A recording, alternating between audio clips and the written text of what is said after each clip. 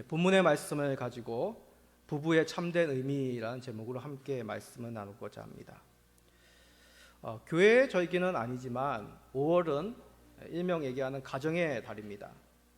그런 의미 가운데 이제 우리가 3주 연속으로 가정에 대해서 성경적인 의미를 살피고 있습니다. 오늘은 세 번째 시간입니다. 그리스도인 부부의 관계에 대해서 하나님의 말씀을 통해 살펴보고자 합니다. 자, 우리 성도님들, 저희가 이번에 5월 21일 부부의 날이라고 지난 시간에 말씀드렸습니다. 부부의 날 아십니까? 부부 관계의 소중함을 일깨우고 화목한 가정을 꾸려나가는 취지 가운데 국가가 지정한 법적인 기념일입니다. 근데 5월 21일, 왜 하필이면 5월 21일일까?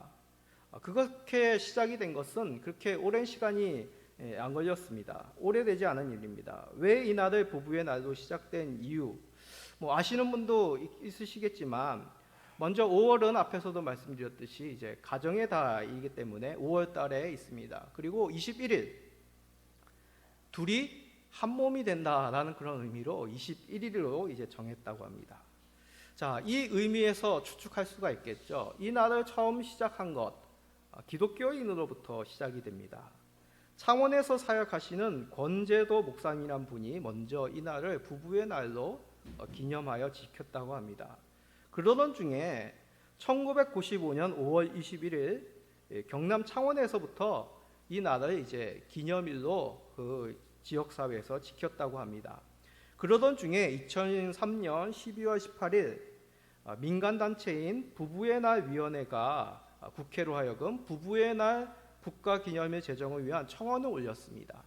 그래서 국회가 그것에 동의하여 본회의에 이 날을 국가기념일로 결의하여 2007년부터 법정 기념일을 지키고 있다고 합니다. 2007년부터 지키고 있으니까 별로 되지 않았습니다. 오래되지 않은 기념입니다. 자, 세상에서 없던 부부의 날을 민간단체, 한낱 민간단체 청원으로 만들어졌다는 것은 국가 또한, 국회 또한 이 부부에 대한 의미를 되새김이 사회적으로, 국가적으로 필요하다는 것에 공감했다는 그런 의미가 아니겠습니까?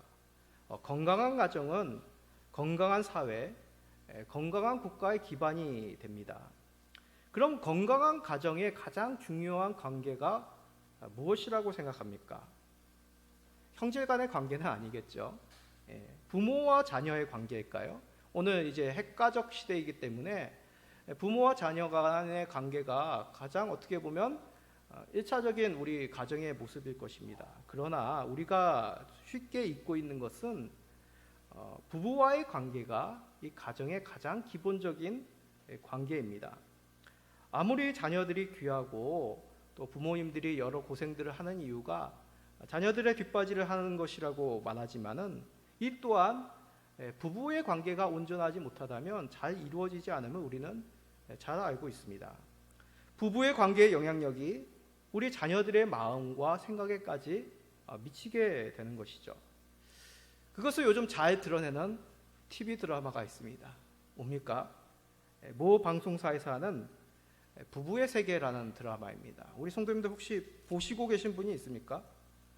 저는 드라마를 잘 신청하지 않습니다. 그러나 이제 목사들도 사회적인 이슈가 되는 것들에 대해서 관심을 가져야 되기 때문에 좀 이슈가 되는 드라마들은 좀 뉴스를 통해서 아니면 줄거리를 통해서 저는 살피고 있습니다. 원래 이 부부의 세계라는 드라마는 원작이 영국의 드라마라고 합니다. 줄여서 영드라고 하죠. 이 영국의 드라마를 우리나라가 이제 판권을 사와서 각색하여 우리나라에서 제작한 것입니다. 이게 왜 이슈가 되었느냐? 먼저 배우들이 연기를 참 잘하더군요.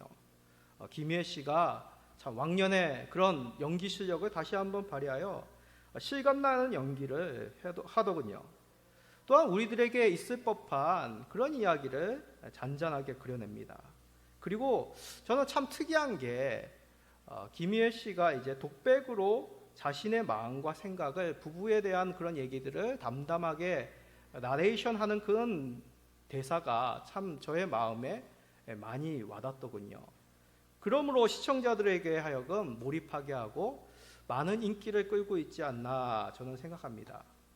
저는 뭐 자세하게 처음부터 끝까지 보지는 않았습니다. 짧은 영상 클립만을 조금 살펴보았는데 저는 그 드라마 영상을 잠깐 보면서 느끼는 생각이 이거였습니다. 남부러울 만한 사회적인 지위도 가지고 경제적인 능력도 있고 참 사람들이 세련됐다라는 것을 느끼는데 결코 그들의 인생이 행복해 보이지 않았습니다. 과연 가정을 행복하게 만드는 것이 무엇일까라는 생각이 든 것이죠. 우리 성도님들은 어떻습니까? 저도 개인적으로 그리 행복하지 못한 가정에서 자랐기 때문에 늘 청소년 때부터 이런 질문을 저에게 던지고 살았습니다. 그리고 그 답을 찾으면 우리 가정만큼은, 내가 이제 가정을 꾸리게 될 텐데 우리의 가정만큼은 그러지 않도록 정말 행복한 가정이 될 수 있도록 다짐을 하며 그렇게 자라온 것이죠. 근데 그 답을 발견하였습니다. 바로 성경에서 말입니다. 오늘 본문이 바로 행복한 가정, 그 가정의 가장 기초가 되는 부부의 관계에 대해서 말씀하고 있다는 것입니다. 자, 구체적으로 그 비결이 무엇인지 살펴보도록 합시다. 행복한 가정의 근간이 되는 이 부부의 관계, 이 부부의 관계는 두 사람의 관계이죠. 그렇기 때문에 남편, 아내 각각의 해야 할 역할, 자리매김이 있다는 것입니다. 성경은 먼저 아내들에게 말씀합니다. 자, 22절입니다. 아내들이여 자기 남편에게 복종하기를 주께 하듯 하라. 먼저 왜 아내들에게 먼저 말씀하냐? 그것은 별다른 것이 아닙니다. 앞에 말씀이 거룩한 성도는 그리스도에게 경외함을 가지고 서로 간에 복종하라라는 그런 말씀을 바로 앞에 있는 말씀이 합니다. 그러한 말씀에 이어서 이제 복종해야 될 책임이 있는 아내들에게 말씀하고 있는 것이죠. 복종이라 참 어감이 좀 무겁게 느껴집니다. 복종이란 강압에 못 이겨서 어쩔 수 없이 따르는 것, 여기서 얘기하는 복종이란 그런 의미가 아닙니다. 자발적으로 스스로 따르는 것이 여기서 얘기하는 복종의 의미입니다. 그래서 좀 더 이 단어를 한글로 좀 유하게 표현하면 순복이라는 단어로도 대치가 될 수 있습니다. 복종이라 하면 뭔가 강제적인 의미가 느껴지지만 순복이라고 하면 행하는 사람이 스스로 순종함이 그 단어 가운데 녹아져 있는 것이죠. 그렇지만 솔직히 복종이든 순복이든 우리 성도님들, 특별히 우리 여성도님들 동의하십니까? 참 힘드실 것입니다. 그 이유는 여러 가지일 것입니다.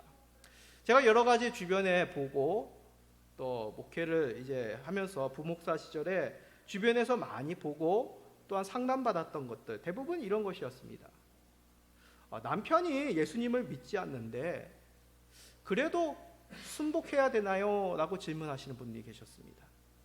또 어떤 경우는 우리 남편이 교회는 다니는데 제가 보기에는 무엇인가 가장으로서 책임이 없고 우리 가정을 이끌어갈 리더십이 참 부족합니다. 좀 더 직설적으로 하면 제가 오히려 남편보다 좀 나은 것 같습니다. 그런데도 내가 남편에게 순복해야 됩니까? 크게 이런 두 가지의 그런 질문을 많이 들었습니다. 예전 한국 사회에서는 아내가 남편에게 이런 얘기를 꺼내는 것조차 참 터부시하는 사회였습니다. 그렇지 않습니까? 어른들은 잘 느끼실 것입니다. 지난 시간에도 언급했듯이 한국 사회는 아무래도 유교적인 그런 가치관들이 오랫동안 있었던 사회입니다. 그러다 보니까 아내가 남편에게 당연히 복종해야 된다, 그런 가치관들이 깊게 있었던 것이죠. 그런데 사회가 변했습니다. 산업화 사회가 되고 여성의 사회적 활동이 커지면서 가정에서도 아내의 역할이 더욱 커진 것이죠. 근래에 와서는 어떻습니까? 이런 의미가 더 커졌습니다. 그래서 아내들이 사회적, 경제적으로, 교육적으로 그런 능력들이 남편을 뛰어넘는 경우들을 참 많습니다. 우리 신앙의 관계 속에서도 그렇지 않습니까? 특별히 대부분 믿음의 1세대 가정의 시작은 우리 여자분들, 어머니로부터, 아내로부터 시작이 되는 경우들이 대부분이었습니다. 먼저 부인이, 엄마가 먼저 예수님을 믿고 가족들에게, 남편에게 전도하는 경우들이 대부분이었습니다. 그러다 보니 남편보다 신앙의 깊이가 우리 여성 되시는 우리 아내분들이, 어머니 되시는 분들이 더 신앙이 깊은 모습이 많았던 것이죠. 그러다 보니 아내와 남편 간에 그런 신앙적인 갈등도 일어난 경우들이 종종 있었습니다. 자, 그러면 무엇이 옳은 것일까요? 아니, 어떻게 하는 것이 가정이 좀 더 신앙 가운데서 화목해질 수 있냐는 것입니다. 오늘 말씀은 아내들에게 말씀합니다. 남편에게 순복하라. 참, 왜 이래야 되는 것일까요? 아니, 세상은 그러지 않더라도 우리는 세상을 따르는 사람이 아니기 때문에 남편에게 순복해야 되는 것일까요? 사실 이 당시, 이 로마 시대, 에베소서가 기록했던 그 당시에 남편에게 순복하라라는 말은 참 있지도 않는 말이었습니다.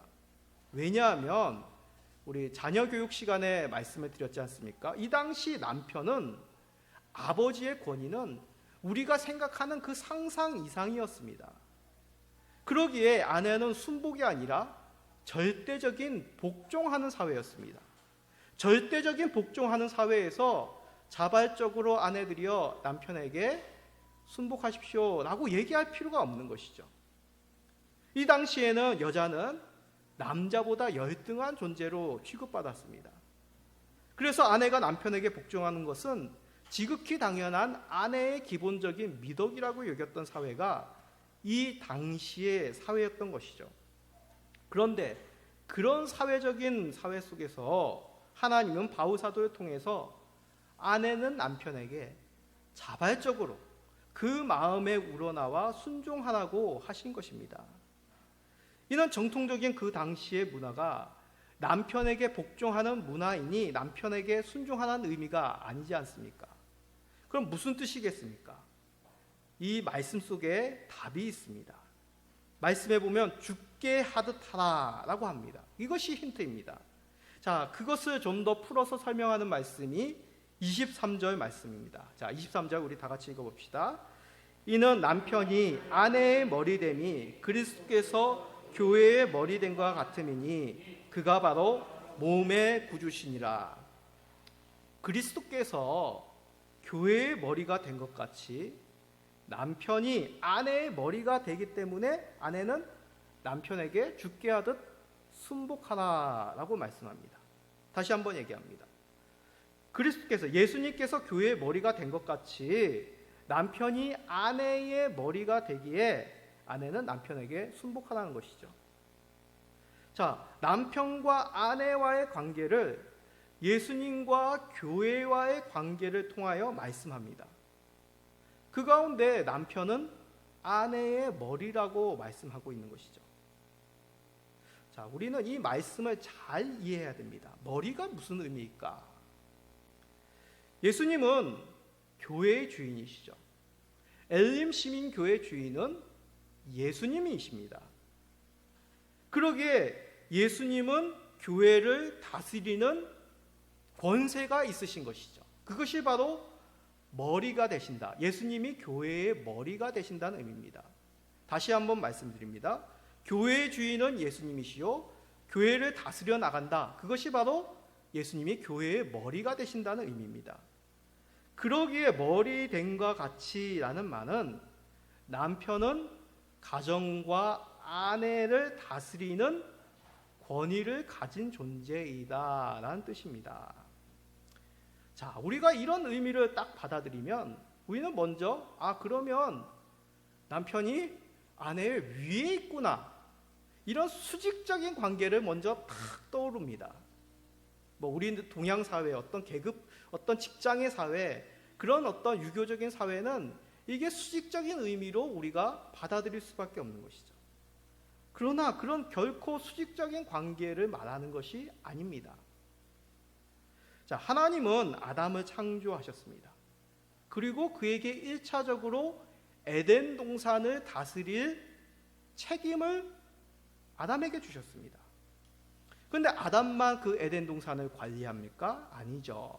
하나님은 돕는 배필로 하와를 만드셨습니다. 그리하여 이 아담과 하와, 이 부부가 하나님으로부터 에덴 동산을 대신하여 가꾸고 다스리는 일을 하게 된 것이죠. 그러나 그 1차적인 책임은 아담에게 맡기신 것입니다. 그러기에 남편이 아내에게 머리가 된다라는 것은 어떤 사회에서 말하는 높고 낮음의 어떤 수직적인 관계가 아니라 책임이 있느냐 없느냐 그 책임 여부를 말하고 있는 것이죠.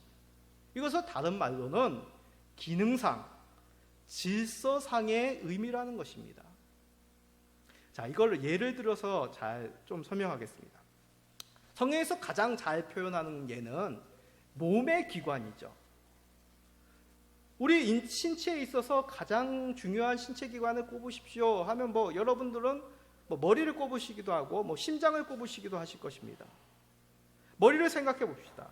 머리가 하는 일은 각 기관들을 움직일 수 있도록 명령을 내립니다.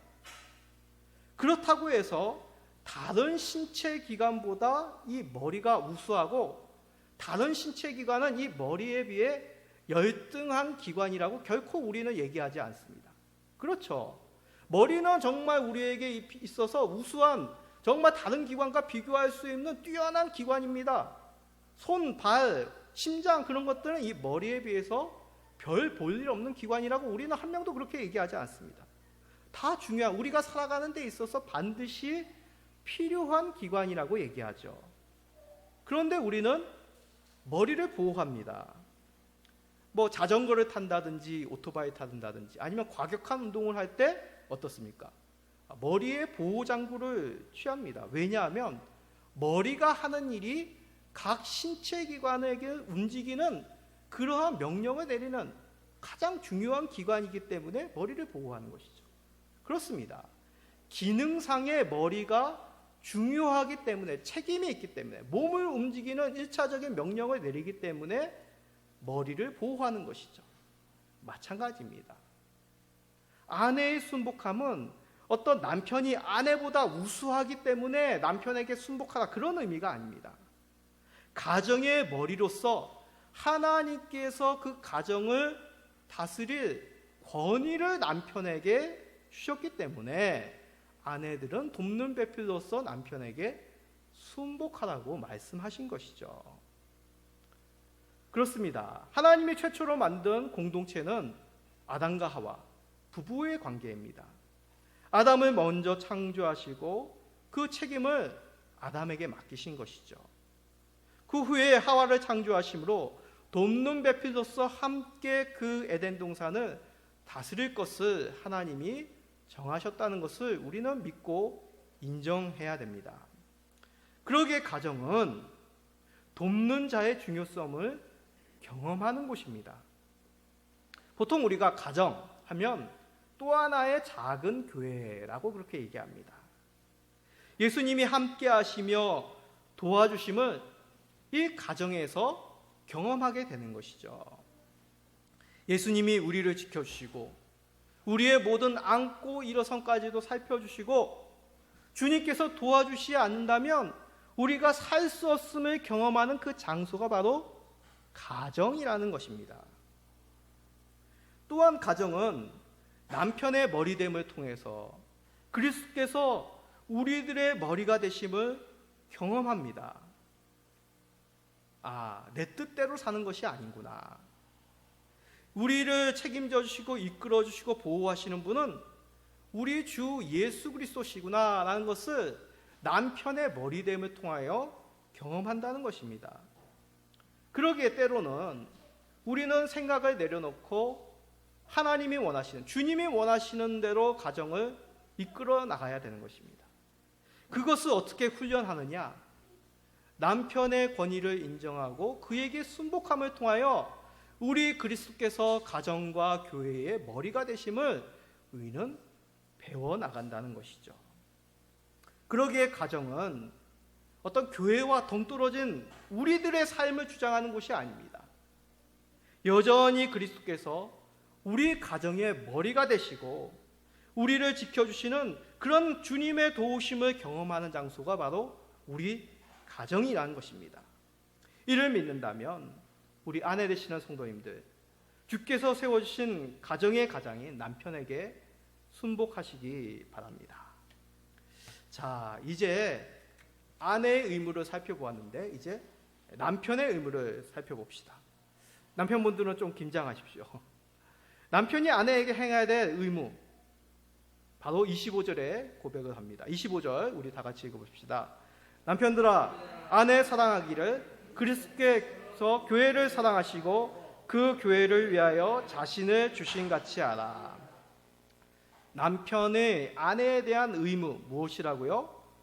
그리스도와 교회의 관계를 통하여 역시 말씀합니다. 남편은 아내를 사랑하라 라고 말씀합니다. 그러시면서 그리스도께서 교회를 사랑하시고 자신을 주신과 같이 사랑하라 라고 하십니다. 다시 한번 말씀드립니다. 남편들에게 아내를 사랑하라고 말씀하시면서 예수님께서 교회를 위하여 자신을 주신 것 같이 사랑하라라고 얘기합니다. 남편분 약간 소름이 돋지 않습니까? 주라고 합니다. 자, 이 뜻은 우리 예수님께서 교회를 위해서 어떻게 하셨습니까? 자신을 십자가에 내어 놓으셨죠. 피를 흘려 주셨습니다. 우리를 위하여 우리 예수님께서 살을 찌시고 피를 흘려 구원해 주셨습니다. 아니, 그러면 우리 남편은 아내를 위하여 살을 찌지라는 얘기인가요? 피를 흘리기까지 사랑해야 된다는 얘기인가요? 결코 우리는 예수님과 같이 우리 아내를 사랑할 수 없습니다. 아니, 설사 우리가 희생하고 또한 우리가 전적으로 아내를 위하여 모든 삶을 내어놓는다 해도 우리의 피는 예수님의 피가 될 수가 없습니다. 무슨 뜻입니까? 하나님이신 예수님이 사람으로 오셔서 친히 우리의 죄를 위한 대속물이 되신 것은 어떤 누구도 어떤 무엇으로도 대치될 수가 없습니다. 오직 유일하신 우리의 구원자이신 예수님만이 우리를 죄에서 건져줄 수 있는 것이죠. 그러기에 우리 남편이 아내를 너무나 사랑하여 희생하고 우리의 삶과 모든 것을 바친다 하여도 우리 예수님께서 교회를 사랑하신 것 같이 우리를 아내를 위하여 내어줄 수는 없다는 의미입니다. 그러기에 이 말씀은 남편들이 어떤 중심으로 아내를 사랑해야 되는지를 말씀하고 있는 것입니다. 앞에서도 말씀드렸죠. 이 당시 로마 사회는 아내를 위해서 희생하며 사랑하라라는 것은 결코 찾아볼 수 없는 그런 얘기입니다.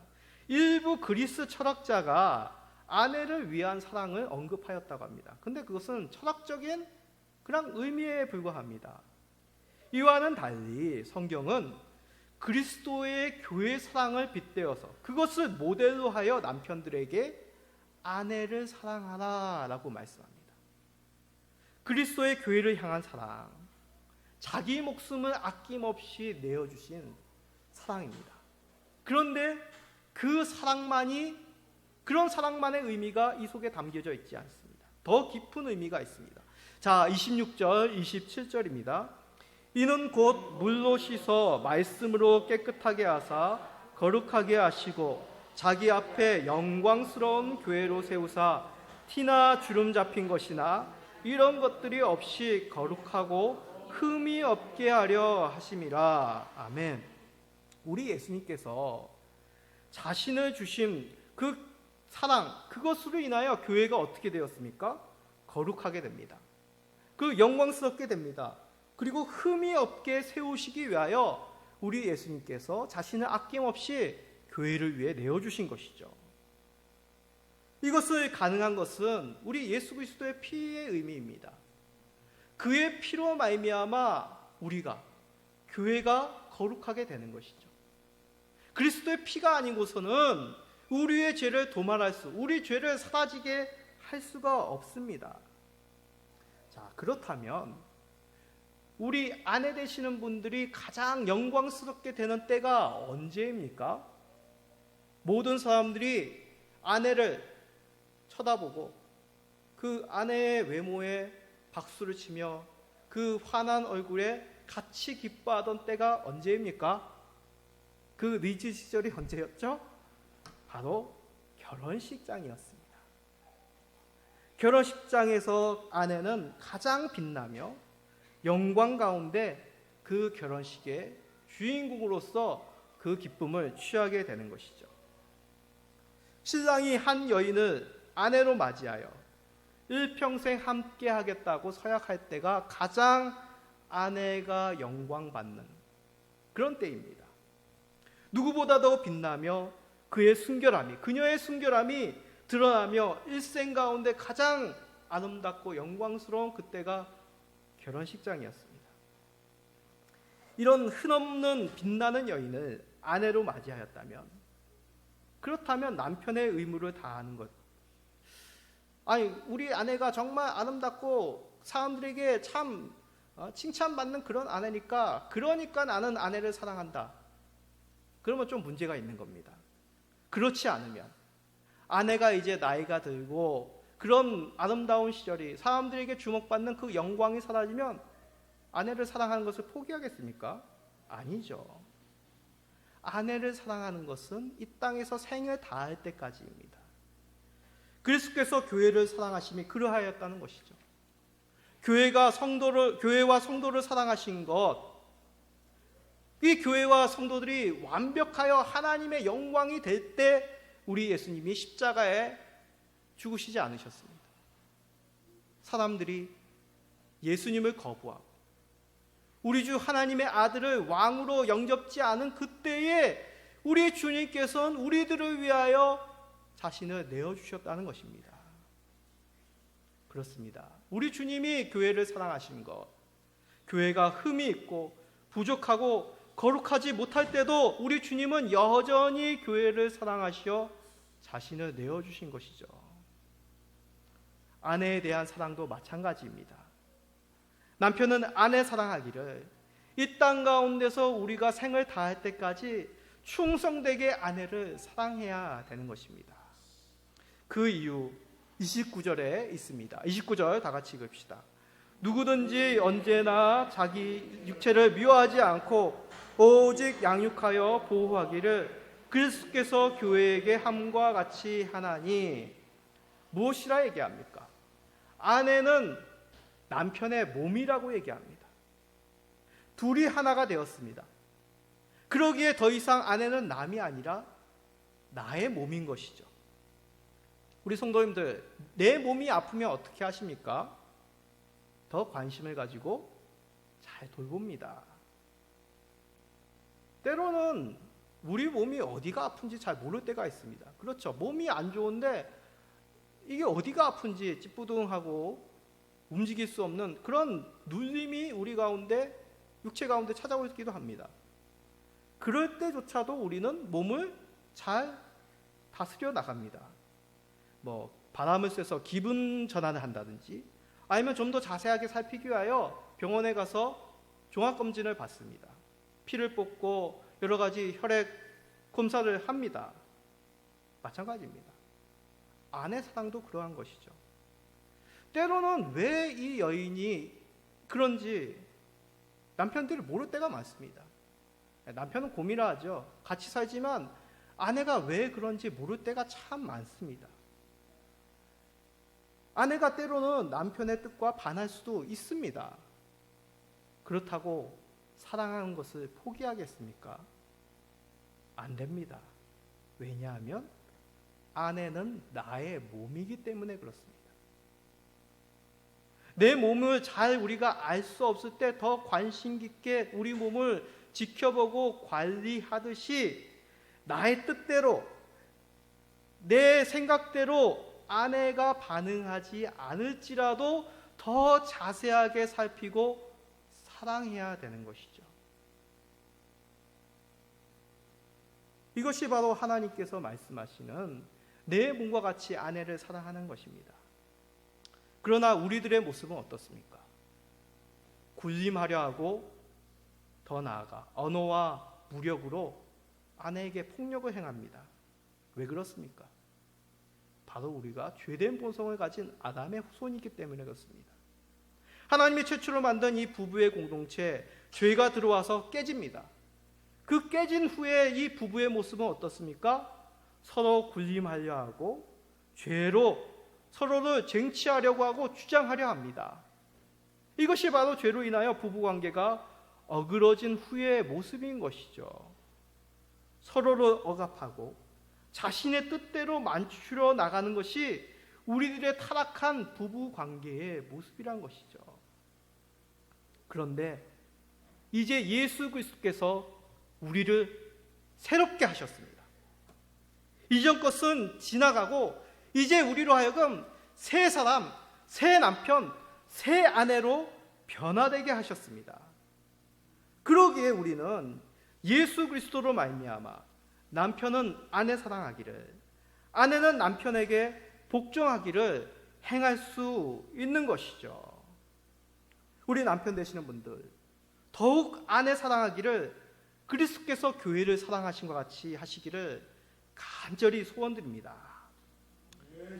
자, 그런데 이런 말씀이 지금 현실상에서 참 힘든 분들이 있습니다.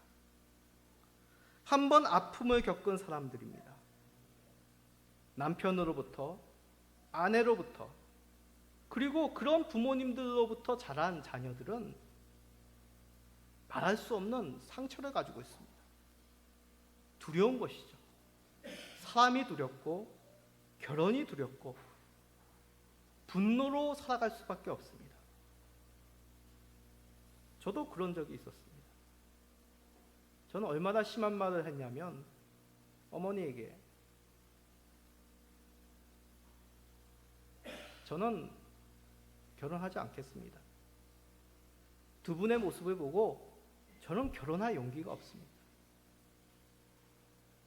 그 얘기를 듣고 우리 어머니는 한없이 우시더군요.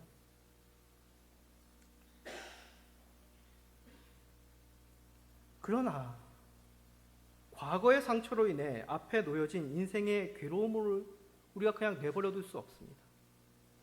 혹시 그런 분들이 있다면 이 말씀을 기억하십시오. 31절입니다. 그러므로 사람이 부모를 떠나 그의 아내와 합하여 그 둘이 한 육체가 될지니. 누군가 연약함으로 상처를 안고 살고 있다면 그 상처로부터 떠나시기 바랍니다. 부부는 부모를 떠나 한 번도 가지 않는 인생의 길을 가는 그 두려운 부둥켜 안고 사는 인생의 모험과도 같습니다. 그 여정 속에서 주 예수 그리스도의 사랑에 의하면 주님의 구원과 다스림으로 우리는 그 상처 치유받을 수 있습니다. 저도 그렇게 되지 않았습니까? 감히 제가 결혼을 하고 저와 닮은 두 자녀를 하나님이 주셨습니다. 내 힘으로 그것이 가능한 것입니까? 예수 그리스도의 도움과 구원의 은혜로 제가 가정을 이루게 된 것이죠. 그래서 결혼은 신비한 하나님의 섭리입니다. 둘이 하나 되어 서로 사랑하고 복종함으로 예수 그리스도가 주가 되심을 경험하는 장소가 바로 이 부부 가정이란 것이죠. 때로는 같이 살지만 서로에게 눈물을 흘리게 합니다. 가슴이 쓰라리고 같이 살지만 이게 같이 사는 건지 혼자 사는 건지 모를 때가 있습니다. 그러나 그때에 우리를 위하여 내어주신 그 예수님을 기억해 보십시오. 예수님을 생각하면 그 눈물이 감동으로 변하고 그 쓰라림은 가슴 벅찬 기쁨으로 변하게 됩니다. 그렇습니다. 맞습니다. 우리 많은 믿음의 선배들이 예전에는 정말 가정을 이룰 수 없는 그런 비참한 상황에 있지만 예수 그리스도로 말미암아 그 영혼이 회복이 되고 그 인격이 바로 자라게 될 때 한 여인을 아내로 맞이하고 한 남자를 남편으로 바라보며 아름답게 자녀들을 키워나갈 그 미래의 삶을 누리게 된다는 것입니다. 우리는 말씀을 통하여 부부의 관계를 살펴보았습니다. 부부는 서로의 권리를 주장하는 것이 아니라 서로를 배려하며 자신이 해야 할 부분, 내가 해야 할 부분을 하는 것입니다. 남편은 아내를 그리스도께서 교회를 사랑하신 것 같이 하고, 아내는 남편에게 순복함을 교회가 그리스도께 순복함 같이 그렇게 행할 때 이 가정은, 이 부부는 바로 행복의 통로가 되는 것이죠. 오늘날 사회는 더욱 결혼과 가족이 쓸모없다라고 하는 그런 사회가 될 것입니다. 우리 자녀들 세대에는 가정을 꾸려나가며 부부라는 관계에 대해 더욱 두려움을 가져야 될 그러한 세월이 놓여져 있습니다. 아니, 우리 어르신들 사회 속에서도 그런 말이 있더군요. 황혼, 이혼. 나이 들어 더 이상 부부의 관계를 맺을 필요가 없다고 하시며 이혼하는 그런 모습이 많습니다. 이것이 바로 오늘날 우리들이 살아가는 사회인 것이죠. 이렇듯 세상은 가정과 부부를 공격합니다.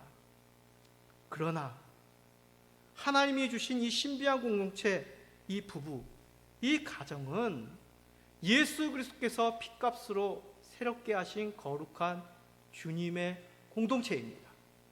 그러기에 우리 믿음이 있는 자들은 이 가정을, 이 부부를 지켜나가야 되지 않겠습니까? 예수 그리스도께서 우리를 위하여 자신을 아낌없이 내어주셨습니다. 그 핏값이 정말 귀하고 그 은혜로 말미암아 내가 구원받았다면 이제 우리는 그 말씀에 순종하여 더욱 가정을, 부부의 관계를 지켜나가시는 우리 모든 성도님 되시기를 예수 그리스도의 이름으로 간절히 축원드립니다. 아멘.